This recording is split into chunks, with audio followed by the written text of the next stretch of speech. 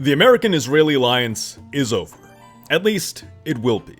The future of America across both parties has blatantly rejected it. Israel has long lost any strategic value it once held to the United States on the geopolitical scene and is now far more of a liability. The catchphrases of Judeo-Christian values and the only democracy in the Middle East come off as a waste of breath. And even the Israelis know that the days they can milk the United States for its wealth, support, and blood are running out. So the question is, what comes next? What does the world look like without the US-Israeli alliance? What comes after the American-Israeli alliance? The path for America appears straightforward, and I've explained it in greater depth in this video here among others. As the older generation ages out and the younger generation gains in political power, whether on the right or the left, you will see a surge in Israel skepticism among the American electorate. Association with groups like AIPAC will likely become more of a liability than an asset, as the public begins associating the group and others with foreign allegiance.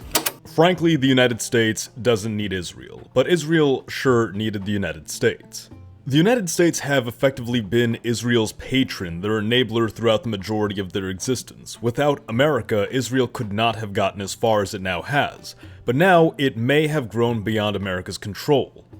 Israel is in a position where it can confidently stand on its own 2 feet. Its military is the most sophisticated in the region, it is the only state in the Middle East with nuclear capabilities, and thanks to the interventions of the United States, virtually every potential threat has been neutralized. At least for now. Realistically, the Israelis have probably gotten everything they could have asked for from the United States, but for them, even this may not be enough in the long term. See, a quick browsing of global sentiment finds that Israel has effectively soured ties and burned bridges with every major country out there. This means that right off the bat, Israel's support network outside the United States is very shaky. It has no friends. It has hurt a lot of people. Moving forward, it will need to watch its back and is likely to perceive everyone as a potential threat. For a state with a track record of aggressive militarization, expansion, and violence, not to mention a nuclear arsenal, this could foreshadow an extremely dark future for the region.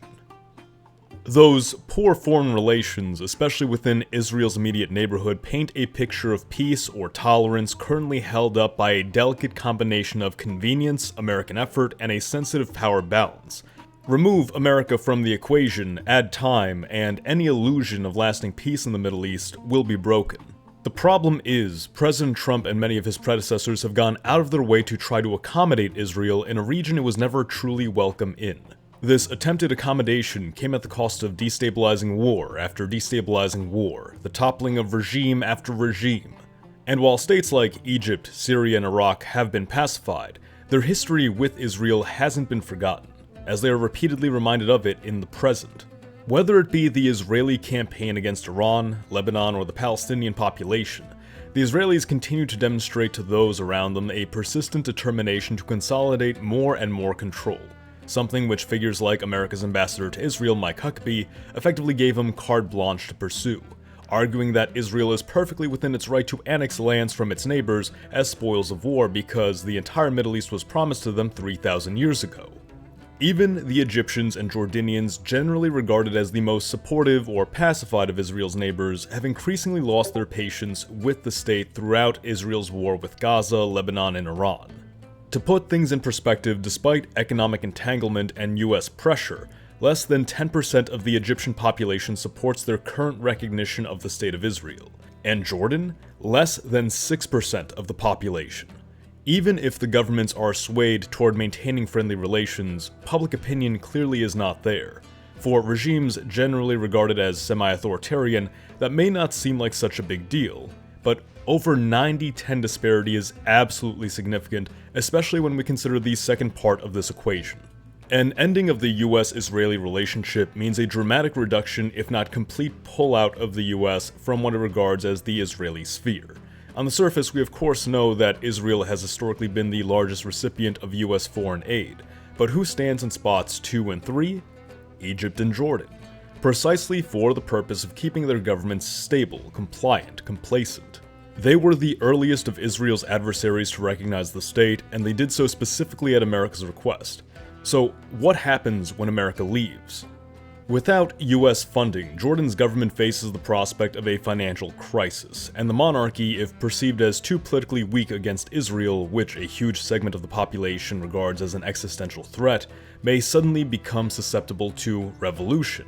And any halfway decent leader would probably be able to recognize that a rebellion in Jordan would almost certainly prompt Israeli intervention, which means the prospect of a long, bloody, drawn-out conflict between the overwhelming might of the Israelis and the overwhelming opposition of the Jordanian people to Israeli control. So the only course for the monarch to follow, in the absence of American support if they seek to avert this outcome, is 1. Build tighter economic partnerships with new countries. Very likely the Turks, the Gulf states, Egypt, Europe, perhaps even China or Russia. And 2. They must now assume a more antagonistic stance toward Israel to align public support behind the monarch, so that even if economic conditions deteriorate, the public feels that the monarchy is at least in line with their interests, and not a puppet of Israel. Closer economic partnership with the Israelis is certainly possible, and the Israelis would likely seek to pursue this for the sake of having a stable ally on their border who is dependent upon them. But if the monarch pursued this path, the threat of revolution remains possible. For Egypt, an end to US funding directly impacts Egypt's military most of all, which radiates out to both the legitimacy of the government and to the economy, since the Egyptian military has direct involvement in state construction, manufacturing, infrastructure, and energy. Suddenly, Egypt faces an additional threat: geopolitical insecurity. Its military, without the US, will grow weaker by the day if it does not find a new partner. And with America out of the region, the sustained peace between Egypt and Israel is now brought into question. As time wears on, the Egyptians may no longer be capable of securing the Suez Canal, and the Israelis, looking to bolster themselves in a world in which they are left to their own devices, may just look to assert their own control over the vital canal and the Sinai Peninsula, something I suspect would trigger another major power's involvement, but we'll get to that in a moment. So already with circumstances as they stand, Israel's two immediate neighbors, and what are generally, and let's be honest, very generously regarded as its allies, are likely to become possible threats or hotbeds for conflict. Recognizing that circumstances in the Middle East and the United States' relationship to it are changing, players like Donald Trump are moving to sway more of the Middle East behind Israel in the hopes of maintaining peace in the region. The Trump administration has called for virtually all the states of the Middle East to join the Abraham Accords and recognize Israel as a peace term for ending the war in Iran. While I would not say this is an impossible outcome, I would call it impractical and utterly unenforceable. It's an effective League of Nations for the Middle East, which the US will once again not be a lasting part of. So now let's zoom out to the bigger players in this field impacted by this shift in foreign policy: Turkey, Iran, Russia, and the Gulf states. The Turks and the states of the Gulf are the most dynamic players here because the playing field is effectively their own backyard.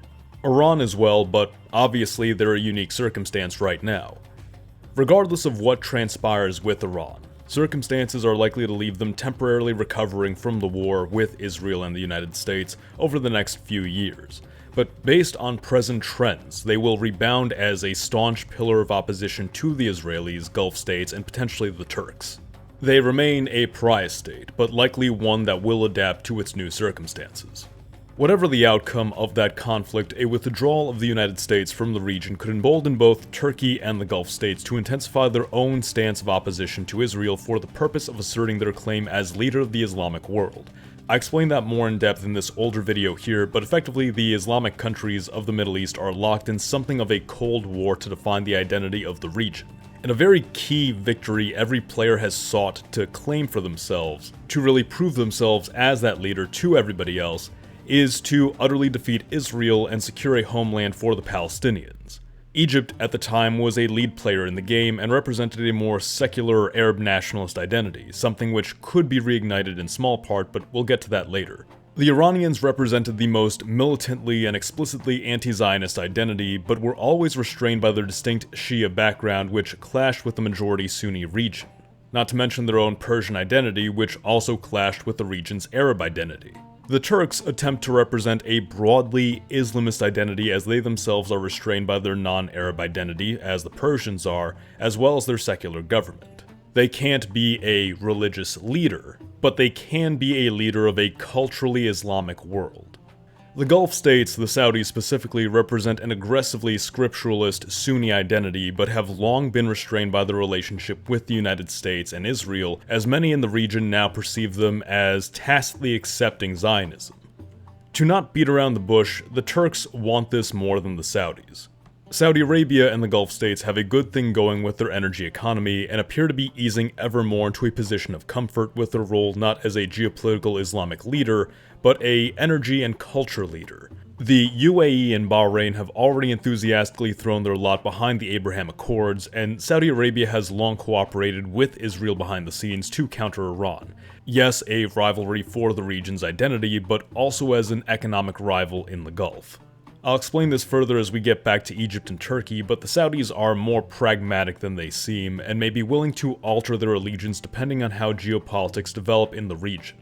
The Saudis have already made public their goals to diversify away from oil dependency, which is still likely to remain their cash crop, but it's what they are diversifying into that paints a picture of their future.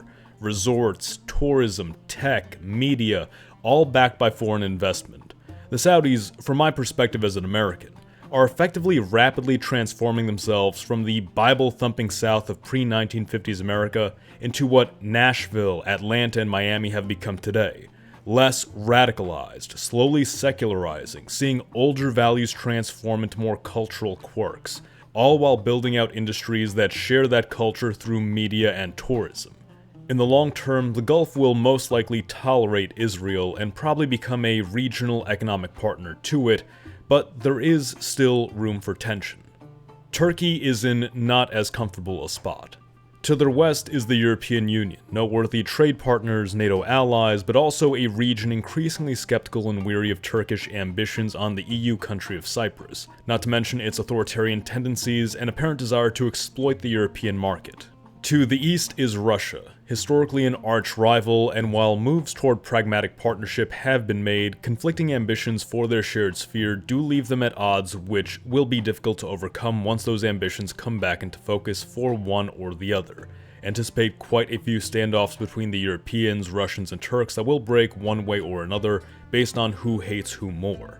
Given Russia's circumstance with Ukraine, it's possible Russia's geopolitics will shift to a more European focus for the foreseeable future, but I would also not rule out a retreating from the European sphere to bolster its position in Central Asia. This would mean closer partnership with Iran and attempting to shape policy in the Near East. And this is where the potential for conflict with Turkey could emerge. But once again, a lot of that is up in the air. To the south is Israel and the Arab world. The Arabs are both a hazard and an opportunity for the Turks, as they believe that if they can adequately stir Islamist fervor in the region, they can position themselves as a regional leader. Already they do this by propping up Islamist movements, including that which has taken power in Syria. Israel, well aware of Turkey's ambitions and capabilities, with not the most sophisticated but the largest military in the region, are hoping to shape the playing field with a strategic buffer in Lebanon and Syria between themselves and the Turks. The Turks, with America withdrawn from the region, would be less hesitant to confront Israel. Conflict between these two seems virtually inevitable at this point, and the Turks are most probably waiting for the right geopolitical circumstances, foremost among them being a low likelihood for the United States to intervene. The Israelis would most likely turn to the Kurds as a practical counter to the Turks, as they did in the 60s and 70s in Iraq. The Kurds, whose population is spread across the borders of Turkey, Iraq, Syria, and Iran, have a pragmatic history with the Israelis, who even supported an independence referendum in Iraq as recently as 2017. America's withdrawal in this particular case is a boon for the Israelis, as the Kurds perceive the US as having abandoned their cause of independence in Syria. In a hostile space, with few allies, Israel and the Kurds may find common ground, if for nothing else than sheer necessity. In a situation in which Israel and Turkey are gearing up for war against each other, the Egyptians would not be satisfied with either as a victor. At least, they wouldn't have been until relatively recently. At the time of making this video, the Turks have, over the last several months, been deepening their strategic partnership with both Egypt and Jordan, with rumors swirling that a secret defensive military alliance has been forged between Turkey, Egypt, and Saudi Arabia should Israel or Iran embark on a campaign of expansion. If true, this would be a fascinating revelation and a show that a unique compromise has been found in the Middle Eastern Cold War. One that aims to strike a balance between Islamism, secular Arab nationalism, and firm Islamic scripturalism. Obviously, from an ideological standpoint, that sounds like a very unstable alliance. But effectively, if it is true, this would be an axis aimed at bringing the grand Sunni powers together in defense against what they perceive as their foremost common threats. The Saudis joining this pact, again if it is in fact real, would also imply that they feel confident enough to turn on the US and Israel today if necessary. Perhaps having prepared to pivot from its relationship with the US to China, who has become its largest oil market and now stands as a viable security and tech alternative to the United States. Regardless of Saudi involvement, at this point the Turks and Egyptians are almost certainly considering strategies to counter, contain, or outright defeat Israel.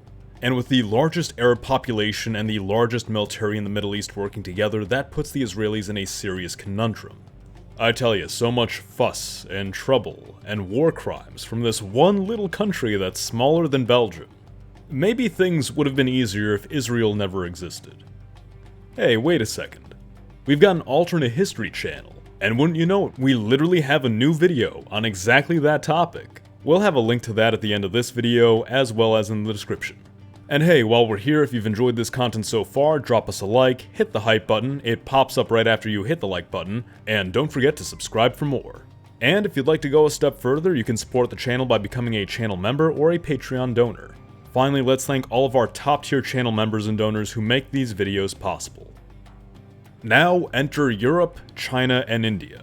The EU is already entangled with a portion of the Middle East, specifically the states of North Africa.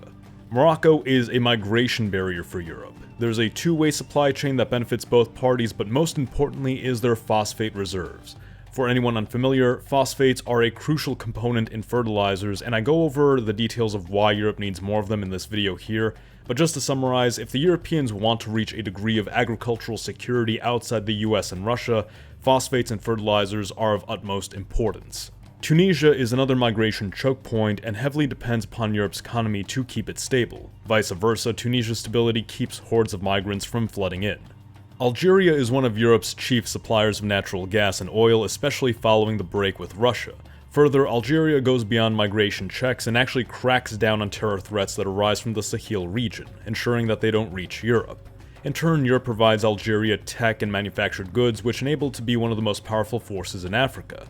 Libya is unstable for now, but holds significant oil wealth, and of the local powers capable of restoring order in the region, Europe is among the most able and has a genuine interest in seeing a pragmatic compromise achieved, rather than just boosting one side over the other for alliance sake. And then we get to Egypt, whose hold over the Suez Canal single-handedly decides European trade. A loss of access to the canal could lead import prices to skyrocket in Europe, exports to decline, and Europe's entire economy could be threatened. So with the US gone from the Middle East, alliances shift. Egypt repositions itself. Israel and Turkey are more likely than not going to enter into a large-scale conflict, and Egypt, along with its Sinai Peninsula right on Israel's border, is at threat. Which means the canal is at threat, which means the EU now has a vested interest in the region's balance of power. The EU would almost certainly resort to war to reopen the canal if all of their options failed. To avert that outcome, the Europeans may attempt to court Egypt away from Turkey, fearing and knowing of Turkish ambitions, and seeing Egypt as the more reasonable of the two, as well as the one who actually holds the canal. From the European perspective, a Turkish-Egyptian alliance could prove dangerous, but that doesn't necessarily mean Europe would back the Israelis either, at least not on the scale of a full-fledged alliance. In theory, with America gone, Israel could seek partnership with the Chinese, but there's too many impracticalities there. The Chinese are already well established in their relations to Iran, whose relations with Israel clearly aren't the best. A close partnership with Israel also simply does not benefit China, who views alliances in a very pragmatic sense, unlike the US, whose foreign policy has long been defined by ideology and values, something which made America such a die-hard ally for Israel in the first place, with an entire generation raised to believe in the concept of so-called Judeo-Christian values, and that by supporting Israel we were somehow supporting the furtherance of democracy. That leaves India, however, who has been deepening their strategic bonds with the Israelis for 3 decades now. India is a major arms and tech market for Israel, the two share intelligence and coordinate anti-terror operations against many of the same adversaries, and of course, they both see themselves, especially in recent years, as unique ethno-religious civilizations in a sea of hostile Muslim neighbors on one side and ancient adversaries on the other, Rome or Europe for Israel, China for India. India's identity situation, of course, is complicated as it is a vast multi-ethnic and multi-religious state, but increasingly the dominant narrative has been that India is fundamentally Hindu not merely in faith, but in its civilizational culture and identity. Much like Israel is majority secular, but sees its Jewishness as a central part of its civilization. Still, as noteworthy of a force as India is, and as effective a check as it might be against Iran, India's ability to assist Israel against what are likely to be its foremost adversaries in the next decade, Egypt and Turkey, are extremely limited. We briefly mentioned it earlier, but the Israelis do have a plan for precisely this type of situation. The Samson option. A doctrine of unleashing nuclear retaliation against any and all states which, during war, put Israel in a state of existential danger. A localized, mutually assured destruction policy of nuclear against conventional arms. And with the Israelis having anywhere from 90 nuclear warheads to over 1,000 by some estimates, the Middle East and its neighbors have quite a messy future ahead of them. And thank goodness the United States won't have to be involved in any of that. Hopefully. But those are just my thoughts. Let me know what you think in the comments below. Be sure to like the video if you enjoyed it, hit the hype button to recommend this to more viewers, and subscribe for more. And of course, check out our alternate history video on what if Israel never existed right here. Mr. Z, out.